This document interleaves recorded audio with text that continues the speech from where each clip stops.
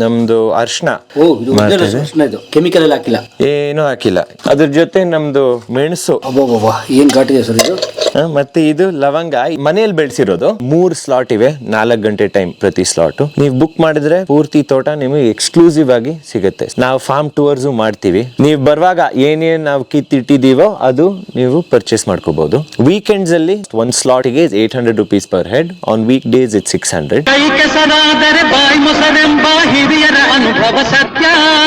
ಈ ಗುಡ್ಡೆಯಲ್ಲಿ ನಾವು ಯಾವ್ದು ಹಣ್ಣು ಬಿಡೋ ಮರ ಯಾವ್ದು ಹಾಕಿಲ್ಲ.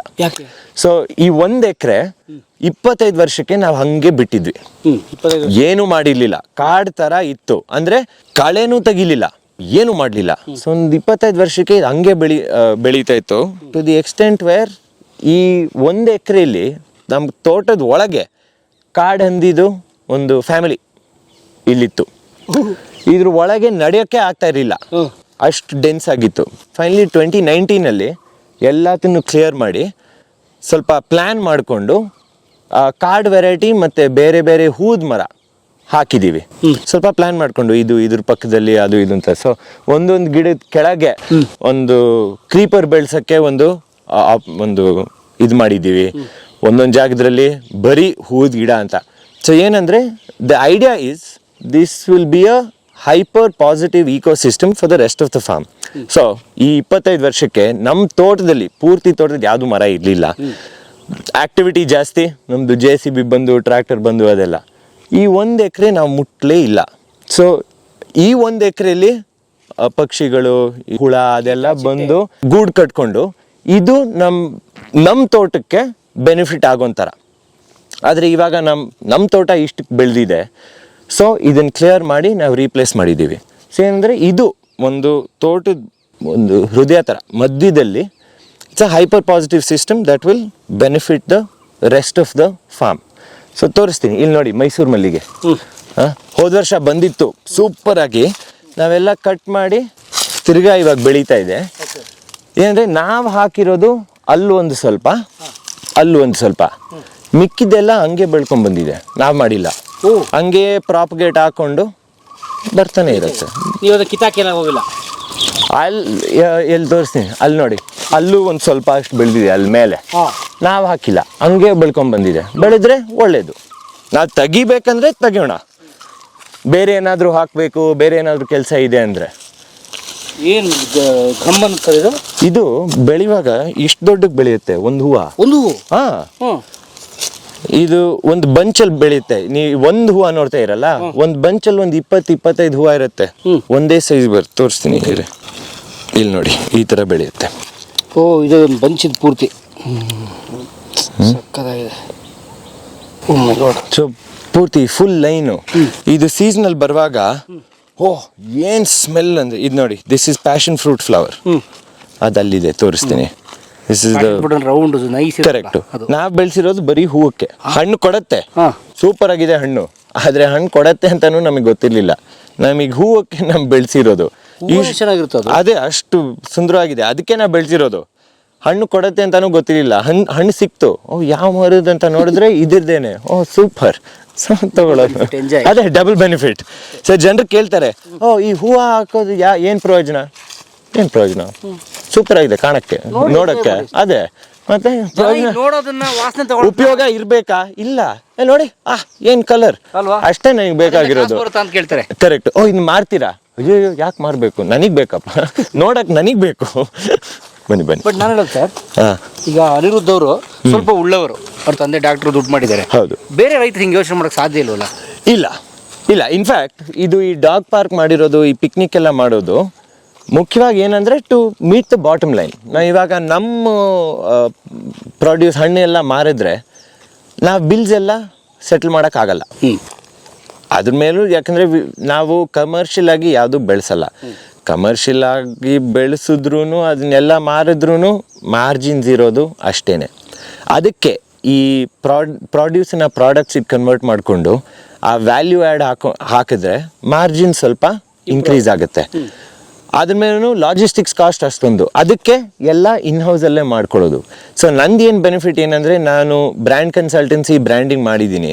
ಸೊ ಈ ನೆರಳು ಆರ್ಗ್ಯಾನಿಕ್ಸ್ ಅಂತ ಒಂದು ಬ್ರ್ಯಾಂಡ್ ಮಾಡಿಕೊಂಡ್ರೆ ಎಲ್ಲ ಈ experiences, these activities, the produce ಎಲ್ಲನೂ ಒಂದೇ ಒಂದು ಅಂಬ್ರೆಲ್ಲಾ ಕೆಳಗೆ ಹಾಕಿದ್ರೆ ಈ consolidate what your brand is, ಹಂಗೆ ಮಾಡ್ಬೋದು. ಬಟ್ ಇಲ್ಲಾಂದರೆ ಇಟ್ ಈಸ್ ವೆರಿ ಡಿಫಿಕಲ್ಟ್. ನಮಗೆ ಅಂದರೆ ನಾವು ಬೆಂಗಳೂರು ಸಿಟಿಗೆ ಇಷ್ಟು ಹತ್ತಿರ ಇದ್ದೀವಿ, ಲೇಬರ್ ನಮಗೆ ಭಾಳ ಕಷ್ಟ. ಎಲ್ಲರೂ ತೋಟ ಸುತ್ತಲೂ ಇರೋರೆಲ್ಲ ಸಿಟಿಗೆ ಹೋಗಿ ಕೆಲಸ ಮಾಡ್ತಾರೆ, ಎಕ್ಸ್ಪೆಕ್ಟೆಡ್, ನ್ಯಾಚುರಲ್, ಏನು ಮಾಡೋಕ್ಕಾಗಲ್ಲ. ಸೊ ನಮಗೆ ಸ್ವಲ್ಪ ಕಷ್ಟ. ನಮ್ಮ ತೋಟ ಚಿತ್ರದುರ್ಗ ಹತ್ರ ಎಲ್ಲಾದರೂ ಇದ್ದಿದ್ದರೆ ಕೆಲಸ ಮಾಡೋರು ಇನ್ನೂ ಸ್ವಲ್ಪ ಈಸಿಯಾಗಿರುತ್ತೆ. ಸ್ಟಿಲ್ ಕಷ್ಟನೇ. ಇವಾಗ ಕೂರ್ಗಿಗೆ ಹೋದ್ರೂ ಅವರು ಕಾಫಿ ಎಸ್ಟೇಟಲ್ಲಿ ಅಲ್ಲೂ ಲೇಬರ್ ಪ್ರಾಬ್ಲಮ್, ಕೆಲಸ ಮಾಡೋದಿಲ್ಲ, ಎಲ್ಲ ಕಡೆ ಅದೇ ಕಷ್ಟ. ಅದಕ್ಕೆ ನಾನು ಕೆಲಸ ಮಾಡಬೇಕು. There is no two ways about it. ನಾನು ಸುಮ್ಮನೆ ಕೂತ್ಕೊಂಡು ಕೆಲಸ ಮಾಡಿ ಅಂದರೆ ಆಗಲ್ಲ. ನಾನು BBM ನೀನು ಮಾಡೋಂದ್ರೆ ಆಗಲ್ಲ.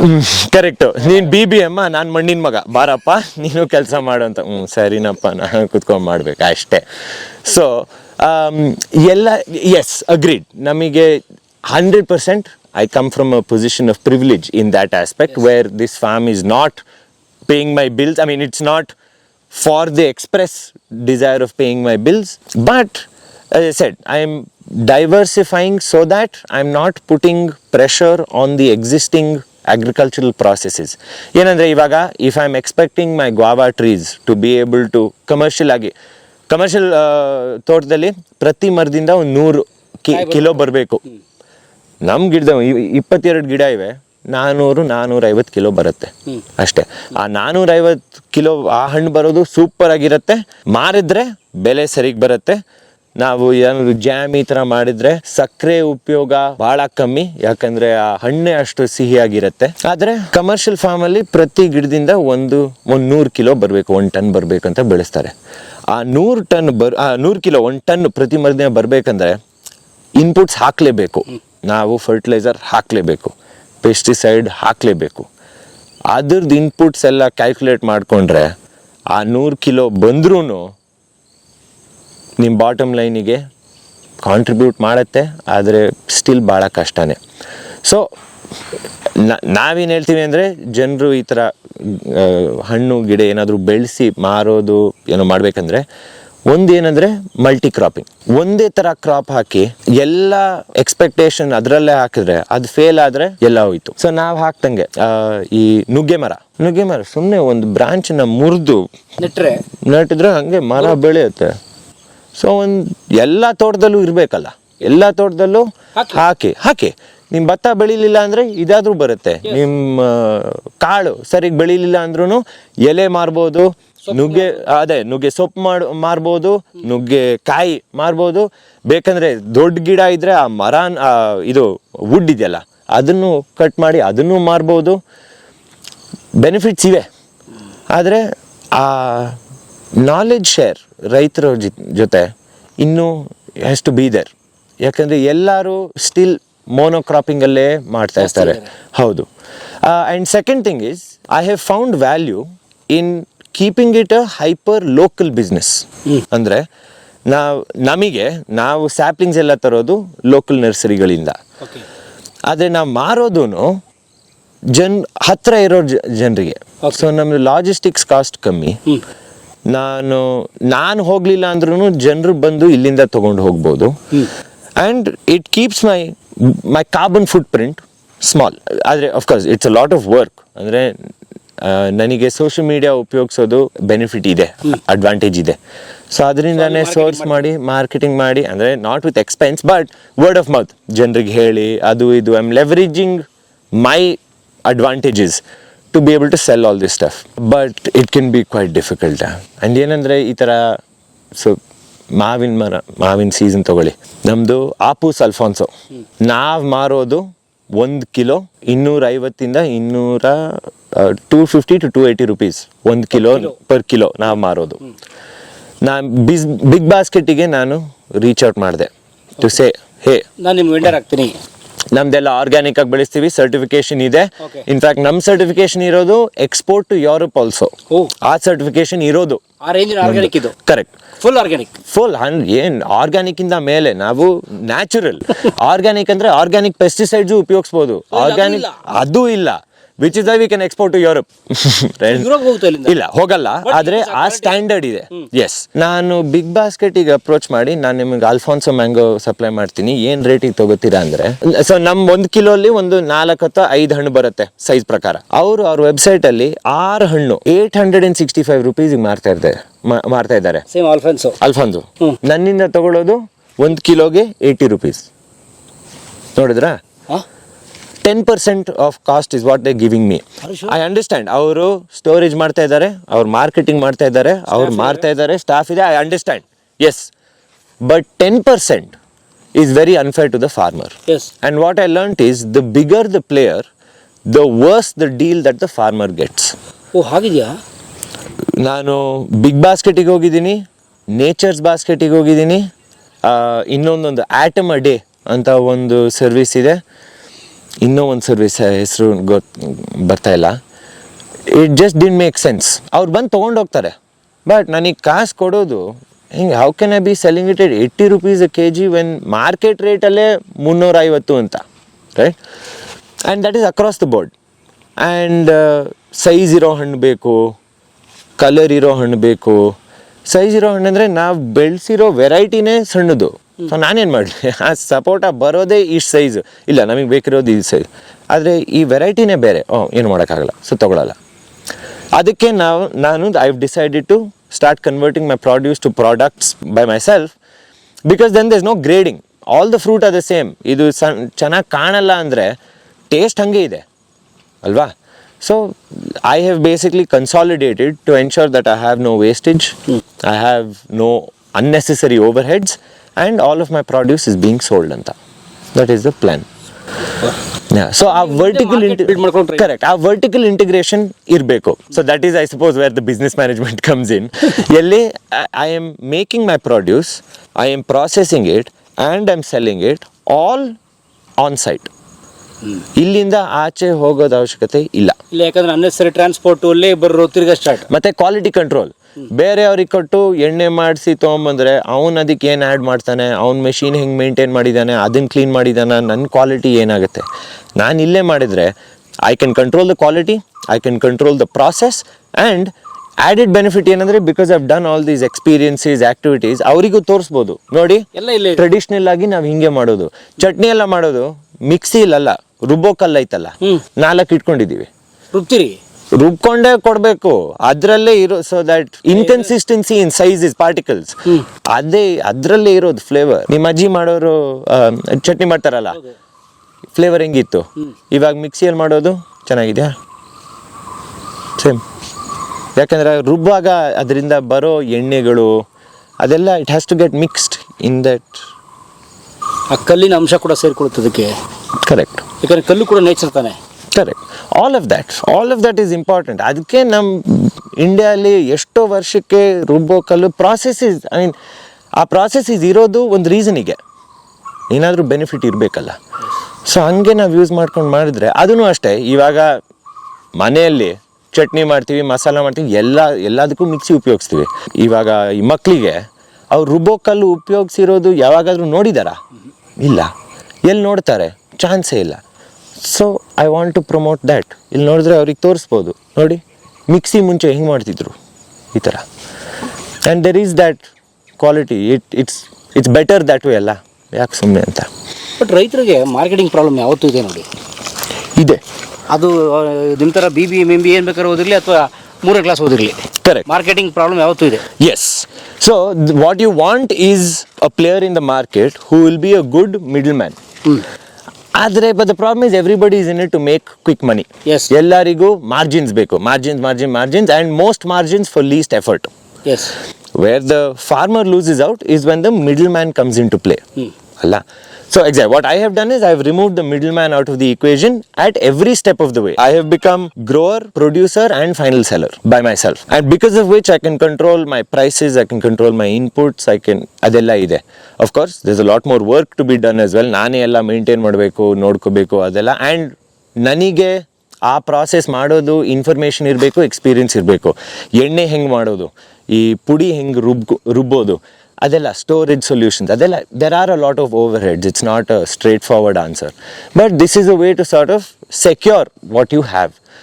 ನಾವು if you have a middleman who is doing it the right way, ಅಂದರೆ ಸುಮ್ಮನೆ ನಾನು ನಿಮ್ಮಿಂದ ತೊಗೊಂಡು ಅವನಿಗೆ ಕೊಡೋದು 5% ಕಮಿಷನ್ ತೊಗೋತೀನಿ ಅಂದರೆ ರೈತರಿಗೂ ಒಳ್ಳೆ ಪ್ರೈಸ್ ಸಿಗುತ್ತೆ, ಫೈನಲ್ ಕನ್ಸ್ಯೂಮರ್ಸಿಗೂ ಒಳ್ಳೆ ಪ್ರೈಸ್ ಸಿಗುತ್ತೆ.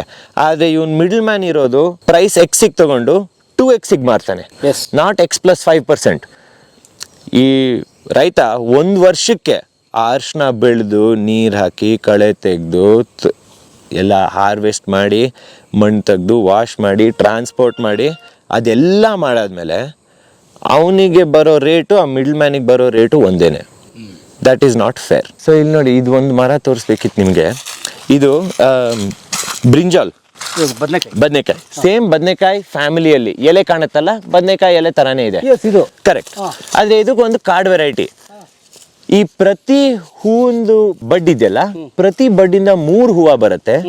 ಪ್ರತಿ ಹೂವ ಆ ಪರ್ಪಲ್ದು ಸ್ವಲ್ಪ ಬೇರೆ ಶೇಡ್ ನೋಡಿ, ಬಿಳಿ, ಲೈಟ್ ಪರ್ಪಲ್, ಡಾರ್ಕ್ ಪರ್ಪಲ್. ಇಲ್ಲಿ ಕೆಳಗೆ ಬಂದ್ರೆ ಕಾಣುತ್ತೆ ಸರಿಗೆ. ಇಲ್ಲಿ ನೋಡಿ, ಸಾರಿ, ಡಾರ್ಕ್ ಪರ್ಪಲ್ ಇಲ್ಲ, ಇಲ್ಲಿದೆ.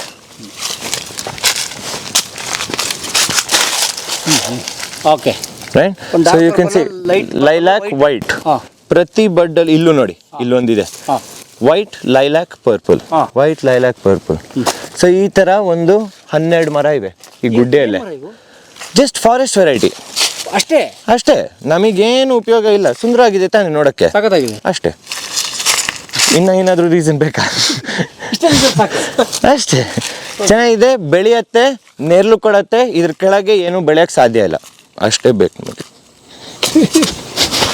ನೀವು ನಮ್ಮ ರೈತರೆಲ್ಲ ಹಿಂಗೆ ಆಗ್ಬಿಟ್ರೆ ದೇಶ ಎಲ್ಲಾರ್ಗೂ ಊಟ ಇರಲ್ಲ ತಿನ್ನಕ್ಕೆ. ಅಲ್ಲ, ಅವ್ರು ಬೆಳೆದು ಮಾಡ್ಕೊಂಡ್ಬಿಟ್ರೆ. This is a passion fruit flower.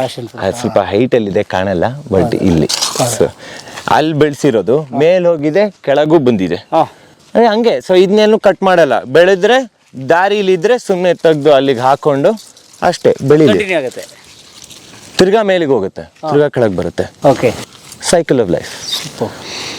So ಇಲ್ಲಿ ನೋಡಿ, ಈ ಬೋಗಿನ್ ವಿಲ್ಲ, ಈ ಲೈಟ್ ಪಿಂಕ್ ಇದೆಯಲ್ಲ, ನಾವು ಬೆಳೆಸಿರೋದು ಇದು ನೋಡಿ, ಏನು ಸೂಪರ್ ಆಗಿದೆ ಕಲರ್. ಹೌದಾ? ಇದು ನನ್ನ ಫೇವ್ರೆಟ್ ಕಲರ್ ಇದು. ಏನು ತಗೊಳ್ಳಿ. ನಾನು ನೋಡಿದ್ರೆ ರೆಡ್ ಒಂದೇ, ವೈಟ್ ಒಂದು ನೋಡಿದ್ದೀನಿ. ಸೊ ಈ ಪಿಂಕ್ ನೋಡಿ, ನಾವು ಬೆಳೆಸಿರೋದು ಇಲ್ಲಿ ಮರದ ಮೇಲೆ ಹೋಗಿದೆ, ಮೇಲೆ ಹೋಗಿ ತಿರ್ಗಾ ಕೆಳಗೆ ಬಂದಿದೆ. ಆದ್ರೆ ಇಲ್ಲಿ ನಿಂತ್ಕೊಂಡ್ರೆ ನೋಡಿ, ಸೊ ಅರ್ಧ ಮರ ಪಿಂಕ್ ಕಲರ್ ಆಗೋಗಿದೆ. ಸೊ ಆ ಗುಡ್ಡೆ ಮೇಲೆ ನಿಂತ್ಕೊಂಡು ನೋಡಿದ್ರೆ ಈ ಮರ ಅರ್ಧ ಪಿಂಕ್ ಇದೆ, ಅರ್ಧ ಗ್ರೀನ್ ಆಗಿದೆ. ಇನ್ನೊಂದು 2 ವರ್ಷದಲ್ಲಿ ಇದು ಪೂರ್ತಿ ಕವರ್ ಆಗುತ್ತೆ. ಸೊ ಫುಲ್ ಒಂದು ಪಿಂಕ್ ಕ್ಯಾನಪಿ ಇರುತ್ತೆ. ಈ ಕೆಲವ್ರು ಏನ್ ಮಾಡ್ತಾರೆ ಗೊತ್ತಾ, ಒಂದ್ ಮರ ಇನ್ನೊಂದ್ ಮರ ಹಿಂಗ್ ಜಾಯಿಂಟ್ ಆಗ್ಬಿಟ್ರೆ ಒಂದ್ ಮರ ಕಡ್ದು ಬಿಡ್ತಾರೆ. ಇಲ್ಲ ಬಿಡಿ, ಡಿಸ್ಟರ್ಬ್ ಮಾಡುತ್ತೆ ಅಂತ. ಯಾರಿಗೆ, ನಮಗೆ ಮಾತ್ರ ಡಿಸ್ಟರ್ಬ್ ಆಗ್ತಾ ಇರೋದು. ಅದೇ ಅದು ಆರಾಮಾಗೇ ಇದೆ, ಇನ್ನೇನು. ಬನ್ನಿ ಇಲ್ಲಿ ಕುತ್ಕೊಳ್ಳೋಣ, ಲೈಟ್ ಸ್ವಲ್ಪ ಚೆನ್ನಾಗಿದೆ ಇಲ್ಲಿ. ಇಲ್ಲ, ಇದು ಟಾಯ್ಲೆಟ್. ಇದು ಅಂದ್ರೆ ಮಾಡಿದ್ರೆ ಸ್ವಲ್ಪ ಚೆನ್ನಾಗಿರ್ಬೇಕಲ್ಲ. ಬಹಳ ಸಿಂಪಲ್ ಸರ್, ಏನು ಸುಮ್ಮನೆ ಟಾಯ್ಲೆಟ್ ಅಷ್ಟೇ, ಏನು ಮಾಡಬೇಕು ಟಾಯ್ಲೆಟ್ ಅಷ್ಟೇ ಸಿಂಪಲ್ ಆಗಿ. ಇದು ಅಷ್ಟೇ, ಪೇಂಟು ಪಟ್ಟಿ ಏನು ಮಾಡಿಲ್ಲ, as basic as required. Maintenance ಕಮ್ಮಿ, ಚೆನ್ನಾಗಿದೆ ನೋಡಕ್ಕೆ. ಮಳೆ ಬಂದ್ರೆ ನೆನೆಯುತ್ತೆ ಅಂತ ಕತೆ ಎಲ್ಲ ಹೇಳ್ತಾರೆ. ಯಾಕೆ ಪ್ಲಾಸ್ಟರ್ ಹಾಕಿದ್ರೆ ಎಲ್ಲ ಪ್ರೊಟೆಕ್ಟ್ ಆಗುತ್ತಾ? ಇಲ್ಲ. ಅದನ್ನು ಸಿಂಪಲ್ಲು, ಒಳಗೆ ಬಾತ್ರೂಮ್ ಒಳಗೆ ಎನಾಮಿಲ್ ಪೇಂಟ್ ಎಲ್ಲ ಹಾಕ್ತಾರೆ, ಟೈಲ್ಸ್ ಎಲ್ಲ ಹಾಕ್ತಾರೆ. ಅದ್ರ ಬದಲು ಎಕ್ಸ್ಟೀರಿಯರ್ ಇಮಲ್ಷನ್ ಪೇಂಟ್ ನಾನು ಒಳಗೆ ಉಪಯೋಗಿಸಿದ್ದೀನಿ ಅಷ್ಟೇ. ವಾಟರ್ ಪ್ರೂಫ್ ಪೇಂಟ್, ಇನ್ನೇನು ಎನಾಮಲ್ ಬೇಕಾಗಿಲ್ಲ. ಸಿಂಪಲ್ ಸೊಲ್ಯೂಷನ್ಸ್ ಇದೆ ಎಲ್ಲದಕ್ಕೂ ಸ್ವಲ್ಪ. ಕರೆಕ್ಟ್, ಅಷ್ಟೇ ಸ್ವಲ್ಪ. ಸೊ ಇದನ್ನು ಅಷ್ಟೇ, ಯಾಕೆ ಸುಮ್ಮನೆ ಪೇಂಟ್ ಮಾಡಿ ಪಟ್ಟಿ ಹೊಡೆದು ಅದು ತಿರ್ಗಾ ಪೇಂಟ್ ಮಾಡ್ತಾನೆ ಇರಬೇಕು. ಕರೆಕ್ಟ್. ಇಟ್ಕೆ ಕಲರ್ ಬೆಸ್ಟ್. ಏನಂದ್ರೆ ಟೈಮಲ್ಲಿ ಈ ಮೇಲಿರೋ ಸಿಮೆಂಟ್ ಇದೆಯಲ್ಲ, ಅದು ಬಂದ್ಬಿಡುತ್ತೆ, ಬರೀ ಇಟ್ಕೆ ಕಲರ್ ಇರುತ್ತೆ, ಅಷ್ಟೇ ಬೇಕಾಗಿರೋದು. ಮತ್ತು ಅದು ಗಾಳಿ ಮಳೆಗೆ ಬೇರೆ ಕಲರ್ ಫಾರ್ಮ್ ಆಗಲ್ಲ. ಆದ್ರೆ ಈವನ್ ಬೆಟರ್ ಅಲ್ಲ, ಬೇರೆ ಆರ್ಟಿಸ್ಟಿಕ್ ಆಗಿ ಕಾಣುತ್ತದೆ. ಕರೆಕ್ಟ್. ಕೆಳಗೆ ಒದ್ದೆ ಆಗಿರೋ ಇಟ್ಕೆ ಇದ್ರೆ ವರ್ಷಕ್ಕೆ ಅದು ಒದ್ದೆ ಆಗ್ತಾನೆ ಇದ್ರೆ ಆ ಇಟ್ಕೆ ಬಣ್ಣನೇ ಚೇಂಜ್ ಆಗುತ್ತೆ. ಸೊ ಅದ್ಮೇಲೆ ಸ್ವಲ್ಪ ಲೈಟ್ ಆಗಿರುತ್ತೆ, ಕೆಳಗೆ ಇನ್ನೂ ಸ್ವಲ್ಪ ಡಾರ್ಕ್ ಆಗಿರುತ್ತೆ. ಓಕೆ, ಅಲ್ಲಿ ನೋಡಿ, ಅದು ನಮ್ದು ಕಾಂಪೋಸ್ಟ್ ಹೀಪ್ ಅಲ್ಲಿ 2 ಮೌಂಡ್ಸ್ ಇವೆ. ಒಂದ್ರಲ್ಲಿ 45 ದಿನಕ್ಕೆ ಹಾಕ್ತಾನೇ ಇರ್ತೀವಿ. 45 ದಿನ ಆದಮೇಲೆ ಇನ್ನು ನೆಕ್ಸ್ಟ್ 45 ದಿನಕ್ಕೆ ಬೇರೆ ಪಾತಿಲಿ ಹಾಕ್ತಾ ಇರ್ತೀವಿ. ಸೊ ಆ ಎರಡನೇ 45 ದಿನಕ್ಕೆ ಹಾಕ್ತಾ ಇರುವಾಗ ಈ ಮೊದಲನೇ ಈ ಪಾತಿಲಿ ಇರೋದು ಒಣಗೋಗುತ್ತೆ, ಕ್ಯೂರಿಂಗ್ ಟೈಮ್. ಸೊ ಇದನ್ನು 45 ದಿನದಲ್ಲಿ ರೆಡಿ ಇದೆ ಉಪಯೋಗಿಸೋಕ್ಕೆ.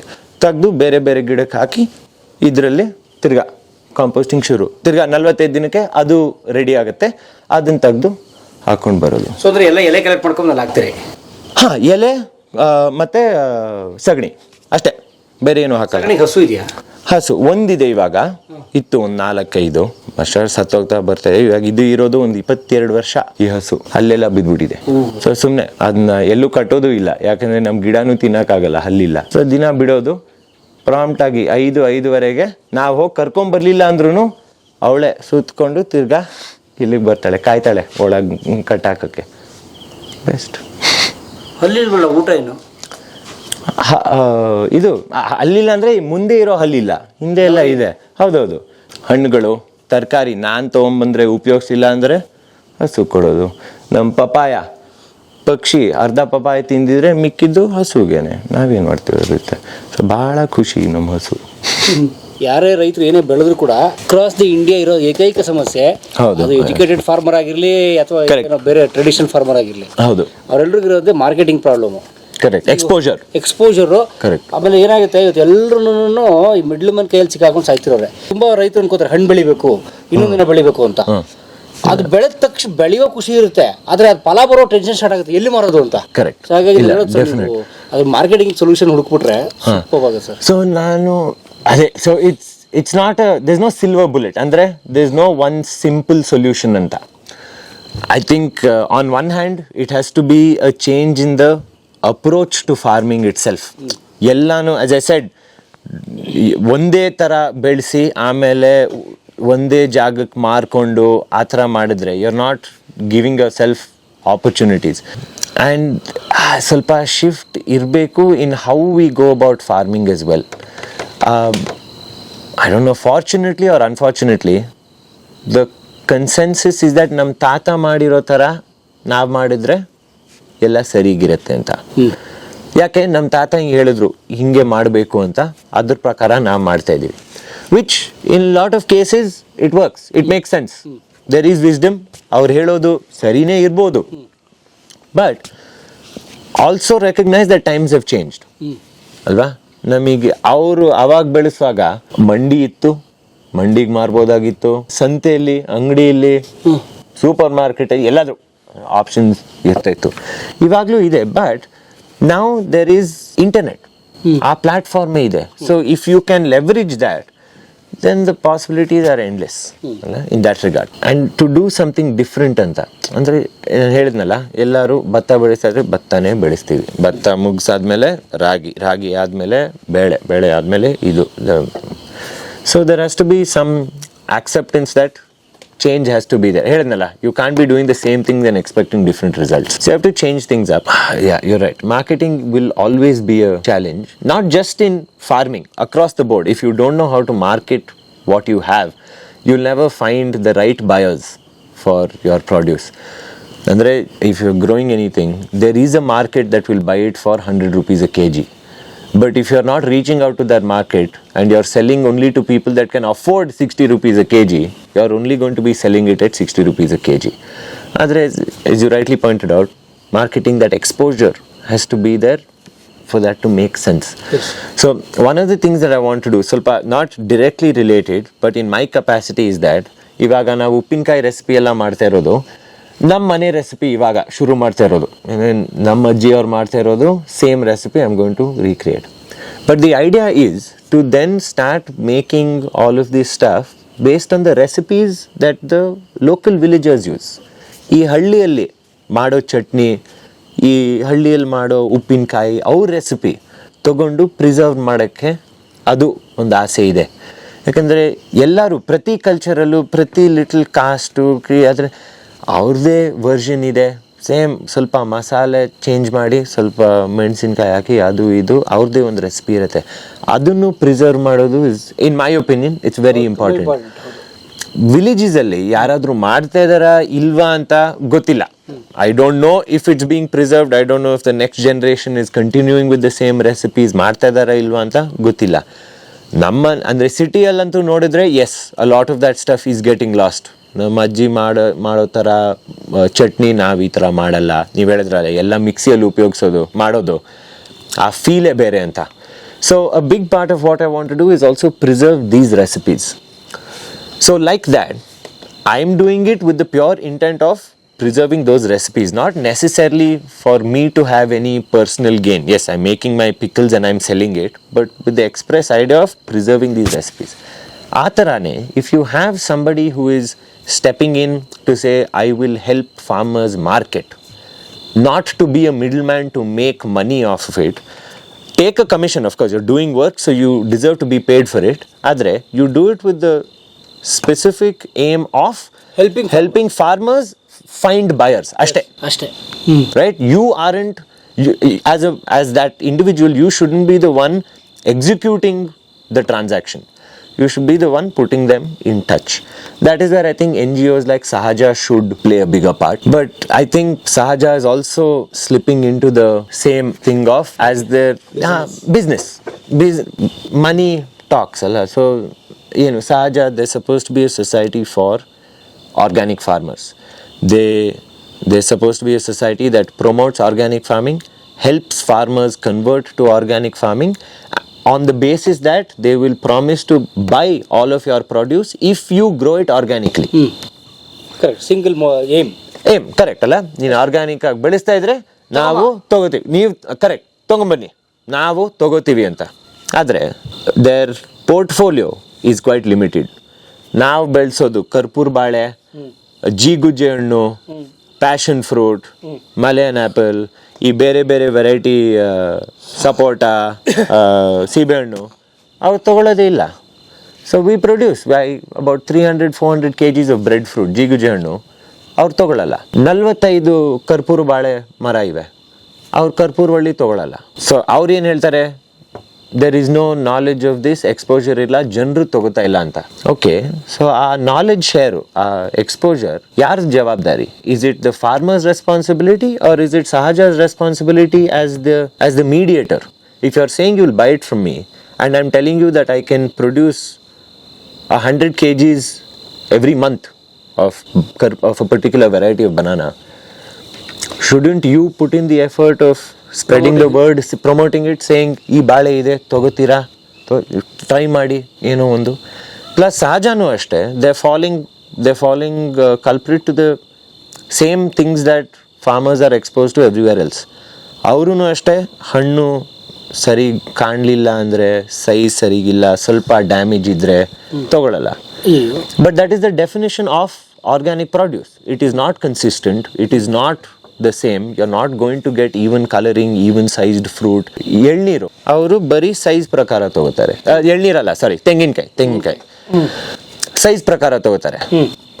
ನಾವು ನಮಗೆ ಆ ಸೈಜ್ ಗೊತ್ತಾಗೋದು ಎಲ್ಲ ಇದನ್ನ ತೆಗ್ದಾದ್ಮೇಲೆ, ಆ ಸಿಪ್ಪೆ, ಆ ಹಸ್ಕ್ ಅಂತ ಕರೀತಾರಲ್ಲ, ಕರೆಕ್ಟ್. ಸೊ ಅದನ್ನ ಸುಲಿದ ತಕ್ಷಣ ಆ ತೆಂಗಿನಕಾಯಿ ಇನ್ನೂ ನಾವು ಸ್ಟೋರ್ ಮಾಡೋಕ್ಕಾಗಲ್ಲ. ಆ ಸಿಪ್ಪೆ ಇದ್ರೆ ಸ್ಟೋರ್ ಮಾಡ್ಬೋದು, ಎಷ್ಟಾದ್ರೂ ಟೈಮ್, ಅದು ಕೊಪ್ಪರ ಆಗೋ ತನಕ ಇಟ್ಕೋಬಹುದು. ಅದನ್ನ ಸುಲಿದ ತಕ್ಷಣ ಮಾರಲೇಬೇಕು. ಸೊ ಅವ್ರು ಹೇಳ್ತಾರೆ ನಮಗೆ 300 ಪೀಸ್ ಬೇಕು ಅಂತ. ನಾವು 300 ಪೀಸು ಎಲ್ಲ ಸುಲಿದು ತೊಗೊಂಡೋಗ್ತೀವಿ. ಸೈಜ್ ಪ್ರಕಾರ ತೊಗೊಂಡು ಬರೀ 150 ಪೀಸ್ ತೊಗೋತಾರೆ. ನಾನು 150 ಪೀಸ್ ವಾಪಸ್ ತರಬೇಕು. ಇವಾಗ ಆ 150 ಪೀಸ್ ಜೊತೆ ನಾನು ಏನು ಮಾಡಲಿ? ಕರೆಕ್ಟ್. ನಾನು ನಿಮಗೆ ನಿಮ್ಮ ಆರ್ಡರಿಗೇನೆ ನಾವು ಸುಲಿದಿರೋದು.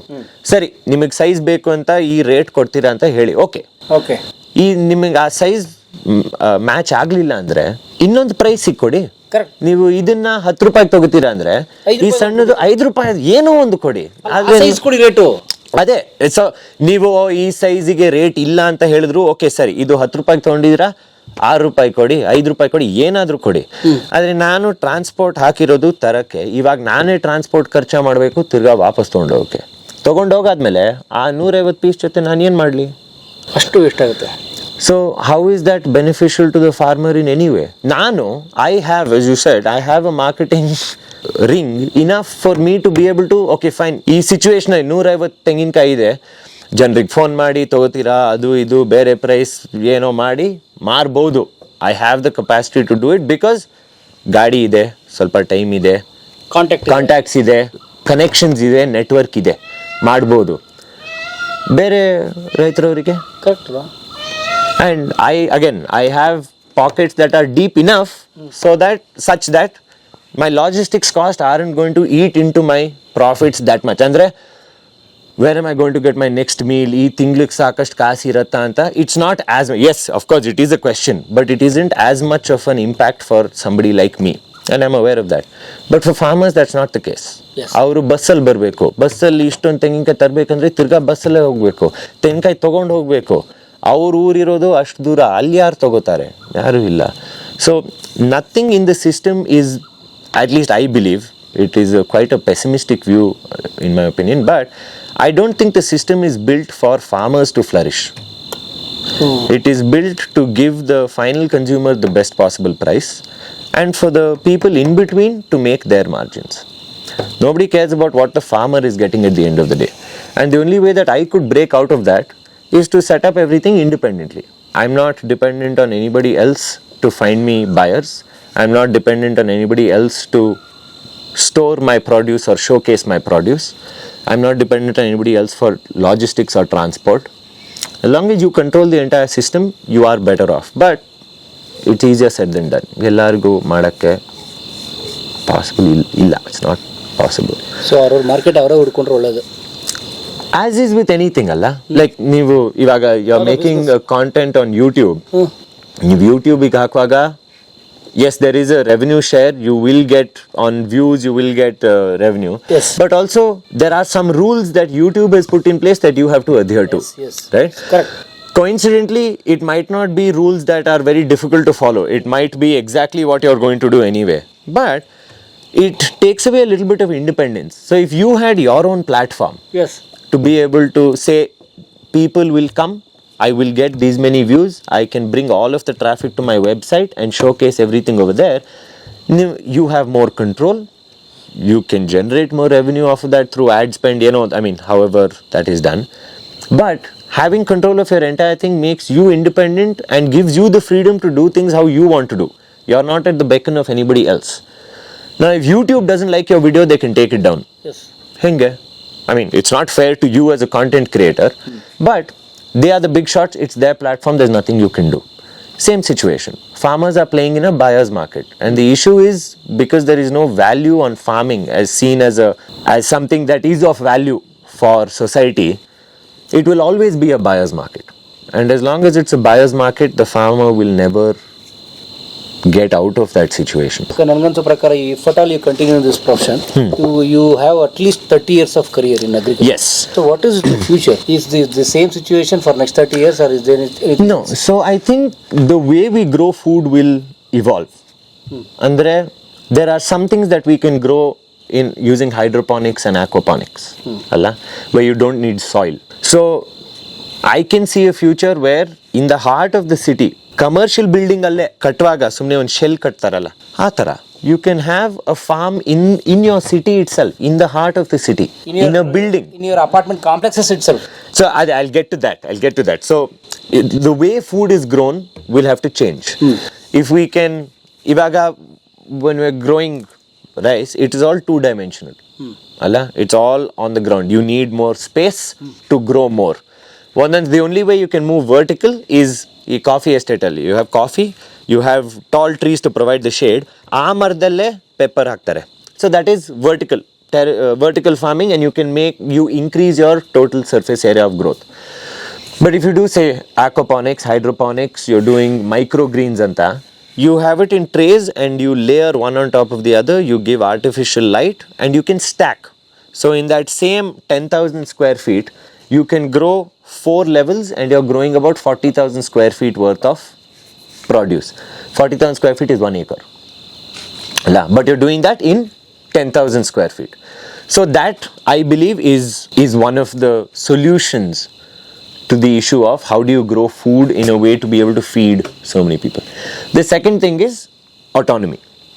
As you said, if everybody has their own small little, not grow everything, but if you are growing just the vegetables and the fruits that you need for your little community, it can be a family of 4, it can be a joint family of 3 families in one building, it can be all the residents of one road elladru, or it can be Jayanagar 7th block, or it can be Jayanagar as a whole, or Bangalore South, ಏನೋ ಒಂದು. But if you are producing your own food locally, same thing, you have vertical integration, you can control the produce, you're not spending money on bringing fruit from elsewhere, spending on storage, adu idu. Because your circuit is small, your produce is fresh, you know where it's coming from, and invariably you're helping local farmers. If I'm buying apples, I am helping farmers somewhere in Shimla. When I should be, actually I believe, there's more benefit in me, not more benefit, there is benefit in me supporting the farmers in my community. Yes. Allah? So if you source local and buy local, then I see that as being the way forward. Ivaga, I'll give you an example. I think somewhere in Spain or Norway or one of these European countries, they did this experiment where they offered people chickens. ಹೇಳಿದ್ರು ನಿಮಗೆ 3 ಕೋಳಿ ಬೇಕಂದ್ರೆ government ಇಂದ ನಾವು ಕೊಡ್ತೀವಿ. About 2000 families applied for this. So ಅವ್ರಿಗೆ ಕೊಟ್ಟರು. In the next month, they saw nearly 1 million tons of trash reduced in the landfill. ಯಾಕಂದ್ರೆ ಮನೆ ಕಿಚನ್ ವೇಸ್ಟ್ ಎಲ್ಲ ಕೋಳಿಗೆ ಕೊಡ್ತಾ ಇದ್ರು. It wasn't going back into the landfill. Okay. If you have 3 chickens, they are laying eggs. It is enough for your family and your neighbors. So if 1 in 3 families had chickens, there would not be a requirement for an egg industry. ನಾನು ಬೆಳೆಸಿದ್ರೆ ನಮ್ಮ ಪಕ್ಕದ ಮನೆಯವರಿಗೆ ಈ ಕಡೆ ಆ ಕಡೆಗೆ ನಾನು ಮೊಟ್ಟೆ ಕೊಡ್ಬೋದು.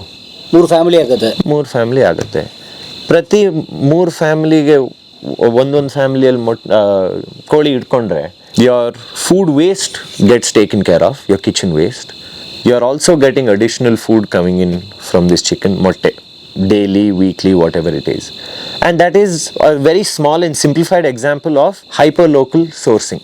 That way, again, Shimla alli the fellows who are growing apples will find buyers. The fellows in Shimla will only buy it. Illig baroda avashyakate illa. But that, I think, is the realistic long-term solution to good food, healthy food, and a general overall benefit to everybody in the system, economically, financially, and health-wise. If you are sourcing locally and eating locally, you are supporting locally, and that's what you need, is what I believe anyway. ಆದರೆ ನನಗೇನು ಗೊತ್ತು. But ಕೃಷಿ ಎಲ್ರಿಗೂ ತೊಂದರೆ ನೋಡಿ, ಓದೋರ್ಗು ತೊಂದರೆ ಕೊಡ್ತಾ ಇದೆ, ಓದೋರ್ಗು. ಹೌದಪ್ಪ, ಎಲ್ಲರಿಗೂ ತೊಂದರೆ ಕೊಡ್ತಾ ಇದೆ. Marketing main. ಬಟ್ ಸರ್ ಹೇಳ್ದಂಗೆ ಈಗ ಅದೇ ಬನಾನಾಗಿ ನಾನು ಹೇಳಿದ್ರೆ ಅವ್ನು ಸೆಲ್ಫ್ ಮಾರ್ಕೆಟಿಂಗ್ ಶುರು ಮಾಡಲೇಬೇಕು. There is no other way. So ಇವರೆಲ್ಲ ಸಹಜದವರೆಲ್ಲ they become corporates again. I don't want to blame them. Andre, they are also trying to survive. They are also trying to find a business model that works. See, that's what I'm saying. The problem is that it is a buyer's market. So your buyers are the ones who are dictating your prices. ಜನರು ಹೇಳಿದ್ರೆ ಈ ದ್ರಾಕ್ಷಿ ಭಾಳ costly, ನಾನು ತೊಗೊಳಕ್ಕಾಗಲ್ಲ ಅಂದರೆ he will reduce the price. But the final consumer is saying it's expensive because he doesn't know what is going into growing these. Alva? So, which is when you will say, oh, it doesn't deserve so much money because you don't see value in it. And the reason you don't see value in it is because you don't understand what has gone into growing it. Allah. So when people say, oh, why should I buy organic produce from Namdari's or whatever, why don't I just go to JioMart? He's giving me better price. If he's giving you a better price, imagine the price that he's giving the farmer. Yes. And that in my eyes is quite predatory. Sumne, just because you can command or demand a lower price, it doesn't mean you should. And I think Sahaja has gotten caught in that. Avaru heltare, we can't take these small coconuts, we can't take these small chickus adu idu because nobody will buy it. But that is where an organization like Sahaja can make the difference and should make the difference. You cannot expect the farmer to be going about changing the minds of people and convincing them because his skill set and his role is completely different. If he isn't there to grow the food, you don't have anybody to convince people to buy it. So that is what I'm doing. Andre, in my position, I'm growing the food and I'm trying to do a little bit of knowledge share about, hey, there are these varieties. Idunnu try ಮಾಡಿ. There is something different in the market ಅಂತ. But ಈಗ ನನಗನ್ಸ್ತಾರ್ದು ಏನು ಗೊತ್ತಾ, ಈಗ ನಮ್ಗೆ ಬಹುತೇಕ smartphone ಕಲ್ತಿರ್ತಾನೆ ಜನ, ರೈತರು ಕಲ್ತಿರೋ ಇಲ್ವಾ? ಹೌದು. ಅವ್ರು ಅಟ್ಲೀಸ್ಟ್ ತಾವು ಬೆಳೆದದ್ದನ್ನಾದರೂ ಫೇಸ್ಬುಕ್ಕು ಹಾಂ ಸರ್, ಟ್ವಿಟ್ಟರ್ ಏನೇನು ಸಾಧ್ಯ ಇದೆಯೋ ಸೋಷಿಯಲ್ ಮೀಡಿಯಾ ಬೆಳೆದ, ಈಗ ನೀವು ಅದು ಬಾಳೆಹಣ್ಣು ಹೇಳಿದ್ರಿ, ಅವಾಗ ಒಂದು ಯೂಟ್ಯೂಬ್ ಮಾಡ್ಕೋಬೇಕು, ಒಂದು ಪೇಜ್ ಮಾಡ್ಕೋಬೇಕು, ಅದನ್ನ ಹಾಕ್ತಾ ಬರ್ಬೇಕು. Correct. So that is where somebody like me can make the difference, and I recognize that somebody who's in the field but has the exposure of industries from outside to know this is the difference, this is what can be done anta. Actually 2 years ago 2021 ನಲ್ಲಿ ಈ ರಂಗಶಂಕರ ಇಂದ they have this thing called a mango party ಅಂತ. ಮಾವು mango party ಮಾಡಿದ್ರು. ಅವ್ರು ಬಂದು ನಮ್ದೊಂದು video ತಗೊಂಡು ಹೋದ್ರು. They shot one full video over here again with the express aim of having some knowledge share, ಎಲ್ಲರಿಗೂ ಗೊತ್ತಾಗ್ಲಿ ಅಂತ, how mangoes are grown, what is the difference, ಅದು ಇದು ಅಂತ. And even ನಾನು ಹೇಳಿದ್ನಲ್ಲ about Big Basket, about the price that they offered me versus the price that they're selling their mangoes at. So ನಮ್ಮ ಚಿಕ್ಕಮ್ಮಂಗೆ ಹೇಳ್ತಾ ಇದ್ದೆ ಅನ್ಸುತ್ತೆ. ಸೊ ಅವ್ರು ಹೇಳಿದ್ರು, you as somebody who is educated, who has the platform to put the message out, why don't you speak on behalf of the farmers and say, look, this is what the reality of things are. This is what farmers are getting paid, because nobody hears this side of the story. Because farmers don't have that platform, that stage to sort of put the word out there. And I take that as a responsibility upon myself. So as a part of all of this, once at the ground level we settle off all of this, there is a desire to create content based on farm work, based on what it's like to live on a farm, what it takes to grow food, what are the challenges outside of just growing. ಇಲ್ಲಿ ಬಂದಾದ್ಮೇಲೆ we learned forest fires, for example. I never thought we'd have to deal with forest fires. ಆದರೆ ಬೇಸಿಗೆ ಕಾಲ ಬಂದಿದ ತಕ್ಷಣ ಬೆಂಕಿ ಬೀಳುತ್ತೆ, ಹೊಗೆಗೆ ನೋಡಬೇಕು, ವಾಸನೆ ನೋಡ್ತಾ ಇರಲೇಬೇಕು, ಬರ್ತಾ ಇದೆಯಾ ಇಲ್ವಾ, ಬಂದಿದ ತಕ್ಷಣ ಎಲ್ಲ ಕೆಲಸ ಬಿಟ್ಟು ಪೈಪ್ ಎಳೆದು ನೀರು ಹಾಕಿ ಅದು ಇದು. But that's all part of being a farmer. You can't say, oh, this is not farm life. It is very much farm life. All of this goes into getting your food. Then there has to be an understanding that it's not simple. It's not, and that's the thing, it's not complicated work. It's just a lot of work. Ashte, that is the difference. And a lot of people don't get into this line of work because it is a lot of work. Nam peer group alli, I can't imagine, me personally, in my friend circle, I cannot imagine anybody doing something like I'm doing. It's back-breaking work. ಬೆಳಗ್ಗೆ 5:30 ಎದ್ದು ಹಸು ಆಚೆ ಕರ್ಕೊಂಡ್ಬಂದು ಕಟ್ಟಾಕಿ ಕೆಲಸ ಶುರು ಆಗುತ್ತೆ. ಸೂರ್ಯ ಮುಳುಗೋ ತನಕ no rest. ಮುಳುಗಿದ ತಕ್ಷಣ ಊಟ ತಿಂದು ಮಲ್ಕೊಳ್ಳೋದು ಅಷ್ಟೇ. Nothing else. ಎನರ್ಜಿಯೇ ಇಲ್ಲ ಬೇರೆ ಏನಾದ್ರು ಮಾಡೋಕ್ಕೆ. ಸೊ ಜನರು ಕೇಳ್ತಾರೆ, ಟಿ ವಿ ಇದೆಯಾ? ಟಿ ವಿ ಇದ್ರೂ ನೋಡೋಕ್ಕೆ ಟೈಮ್ ಇಲ್ಲ. ಯಾಕಂದರೆ ಸೂರ್ಯ ಮುಳುಗಾದ್ಮೇಲೆ ಅಡುಗೆ ಮಾಡ್ಕೊಂಡು ತಿನ್ಕೊಂಡು ಮಲ್ಕೊಳ್ಳೋದು ಅಷ್ಟೇ. ಆಕ್ಟರ್ ಪ್ರಕಾಶ್ ರೈ ಇಲ್ಲ, ಅವರು ಫಾರ್ಮ್ಸ್ ಮಾಡಿದ್ದಾರೆ, ಈ ಥರ ಸ್ವಲ್ಪ ದೊಡ್ಡ ಫಾರ್ಮ್ಸ್, 30. ಹೌದೌದು. ಅವರು ವೆಜಿಟೇಬಲ್ಸ್ ಎಲ್ಲ ಬೆಳಿತೀನಿ, ಹಣ್ಣು ಬೆಳಿತೀನಿ, ಬಟ್ ನಾನೇ ಮಾರ್ಕೆಟ್ ಮಾಡ್ಕೋತೀನಿ ಅಂತೆಲ್ಲ ಪೋಸ್ಟ್ ಹಾಕೊಂಡು ನೋಡ್ತಿರ್ತಾರೆ ಅವರು. Correct, because that is the only way. ಅದೇ ಏನಾಗಿದೆ, ಅದು ನಮ್ಮ ಇವರು ಕವಿತಾ ಮಿಶ್ರಾ ಅವ್ರು ಏನು ಹೇಳಿದ್ರು, ಅವ್ರಿಗೆ ಮೇನ್ ರೋಡ್ ಸಿಕ್ಕಿದೆ, ಇವರೆಲ್ಲರಿಗೂ ಪ್ರಕಾಶ್ ಇರ್ಬೋದು, ಹೊರಗಡೆನೆ ತಂದಿಟ್ಬಿಡ್ತಾರೆ ರೋಡ್ಗೆ, ಇದು ರೋಡಿಗೆ ಆಚೆ ತಂದ್ಬಿಟ್ಟು ಇಟ್ಬಿಡ್ತಾರೆ, ಅಲ್ಲೇ marketing. So this is a trend across industries. We are moving towards a gig economy. Gig economy andre people are doing individual products. They are doing one gig. Musicians band irtaralla. Well, so when they go play at one restaurant or whatever, they call it a gig. Andre they go do this, they get paid for that. It's becoming a gig economy because everybody is getting more independent in their own processes. Ivaga taxi or nodidre ಮುಂಚೆ ನಾನು ಗಾಡಿ ತೊಗೋಬೋದು, ಅಥವಾ driver ಅಂತ ಯಾವುದಾದ್ರೂ taxi ಕಂಪ್ನಿಗೆ ಹೋಗಿ ನಾನು ನಿಮಗೆ ಕೆಲಸ ಮಾಡ್ತೀನಿ, ಆ ಟ್ಯಾಕ್ಸಿ ಕಂಪ್ನಿಯವರೇ ಗಾಡಿ ಕೊಟ್ಟು ಕಾಂಟ್ರಾಕ್ಟ್ ತೊಗೊಂಡು ನನಗೆ ಕೆಲಸ ಕೊಡ್ತಾರೆ, ಅಥವಾ ನಾನು ನನ್ನ ಗಾಡಿ ಜೊತೆ ಹೋದರೆ ಅವ್ರ ಜೊತೆ ಕಾಂಟ್ರಾಕ್ಟ್ ಮಾಡಿ ಅವ್ರು ಕೊಡೋ ಇದು ಮಾಡ್ಬೋದು.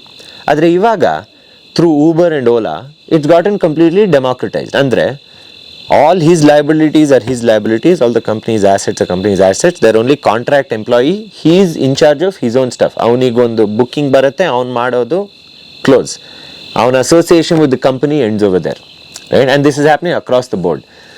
And the internet has made it easier for this democratization to take place. Everybody is becoming more independent with their own work. So interior designers ಇವಾಗ ಅವರೇ ಫೋಟೋ ತೆಗೆದು ಅವರೇ ಇನ್ಸ್ಟಾಗ್ರಾಮಲ್ಲಿ ಹಾಕೊಂಡು ನಾನು ಈ ಪ್ರಾಜೆಕ್ಟ್ ಮಾಡಿದ್ದೀನಿ, ಆ ಪ್ರಾಜೆಕ್ಟ್ ಮಾಡಿದ್ದೀನಿ ನೋಡಿ, ಜನರು ಇನ್ಸ್ಟಾಗ್ರಾಮಲ್ಲೇ ಕಾಂಟ್ಯಾಕ್ಟ್ ಮಾಡಿ ನಿಮ್ಮ ಕಸ್ಟಮರ್ ಆಗ್ತಾರೆ. ಹೌದು, ಐ ವಾಂಟ್ ಯುವರ್ ಸರ್ವಿಸಸ್ ಅಂತ. ಸೊ ದಿಸ್ ಪರ್ಸನ್ ನಾವು does not have to work for a bigger company. ಒಂದು ಆರ್ಕಿಟೆಕ್ಚರ್ ಫರ್ಮ್ ಜೊತೆ ಕೆಲಸ ಮಾಡಿ ಅವರಿಂದ ಕಾಂಟ್ರಾಕ್ಟ್ಸ್ ಬರೋದು ಅವಶ್ಯಕತೆ ಇಲ್ಲ. They can do it independently. And the same thing is now happening with farming also.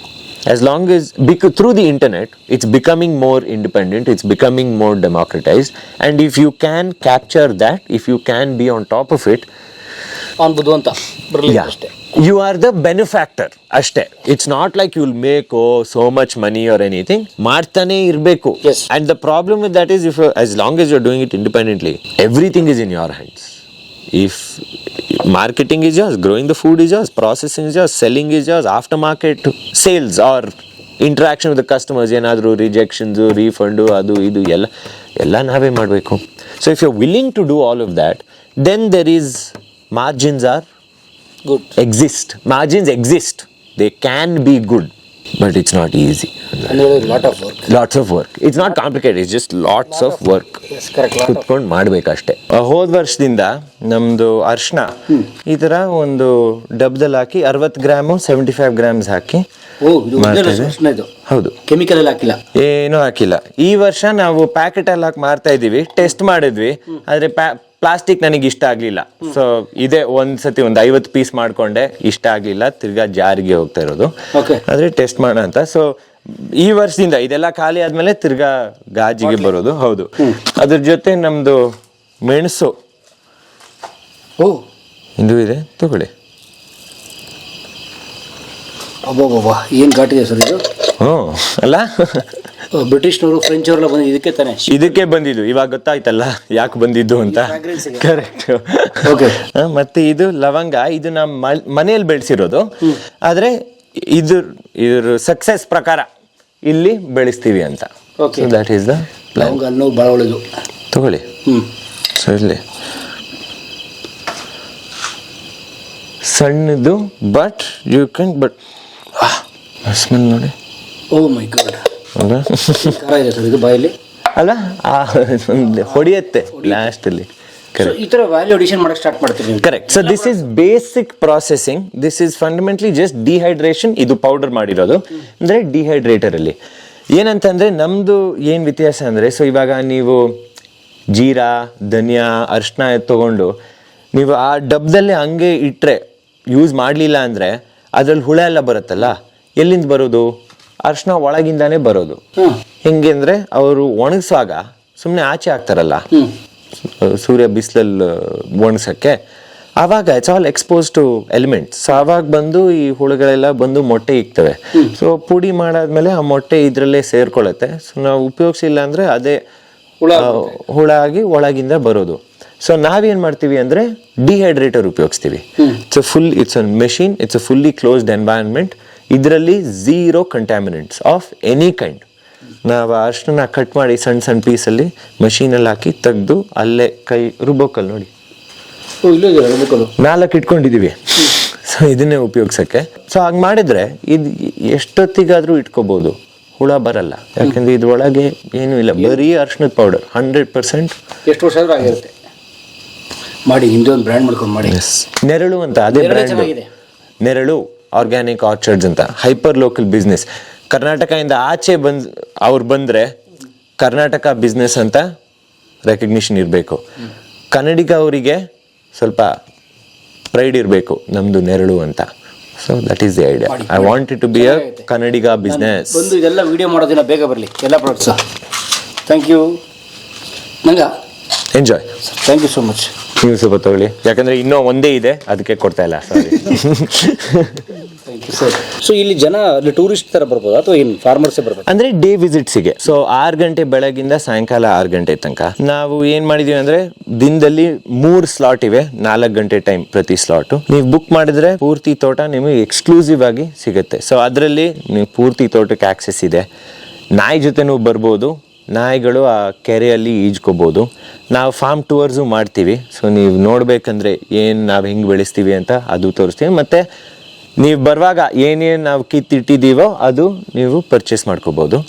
ವೀಕೆಂಡ್ಸಲ್ಲಿ ನಮ್ಮದು ಪರ್ ಹೆಡ್ ಕಾಸ್ಟ್ ಒಂದು ಸ್ಲಾಟಿಗೆ ₹800 per head. On week days it's 600.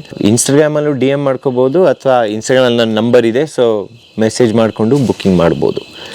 So ಇಲ್ಲ, ಇವಾಗ ಏನು ಇಲ್ಲ, still in the process of setting up everything. ಇನ್ನು ಒಂದು ನಮ್ಮದು ಈ ಪ್ರಾಸೆಸಿಂಗ್ ಯೂನಿಟ್ ಎಲ್ಲ ಬಂದರೆ ಇನ್ನು ಒಂದು 6-8 ತಿಂಗಳಲ್ಲಿ ಹೋಪ್ಫುಲಿ ಅದೇ ಪ್ಲ್ಯಾನು, ಊಟನೂ ಆಫರ್ ಮಾಡ್ಬೋದು. ಫಾರ್ ನಾವು ಒಂದು ಪಿಕ್ನಿಕ್ ಜಾಗ ಥರ ಓಪನ್ ಮಾಡಿದ್ದೀವಿ. ಜನರು ಊಟ ತೊಗೊಂಬರ್ಬೋದು, ನಾವು ಟೇಬಲ್ಲು ಚೇರು ಎಲ್ಲ ಕಡೆ ಹಾಕಿದ್ದೀವಿ. ಅವ್ರು ಕೂತ್ಕೊಂಡು ಎಂಜಾಯ್ ಮಾಡಿಕೊಂಡು ಅವ್ರ ತೋಟದ ಥರ ಫೀಲ್ ಹಾಕ್ಕೊಂಡು ಹೋಗ್ಬೋದು. That is the idea. You enjoy it like it's yours. You don't have to share the space. You don't have to worry about ಬೇರೆ ಜನರು ಅದು ಇದು. ಬಂದು ಎಂಜಾಯ್ ಮಾಡಿ ಹೋಗಿ. ಎಸ್ಕೇಪ್ ಇಂಟು ನೇಚರ್ ಅಂತ. ನಿಮ್ಮ ನಂಬರ್ ಹಾಕ್ಬೋದಾ?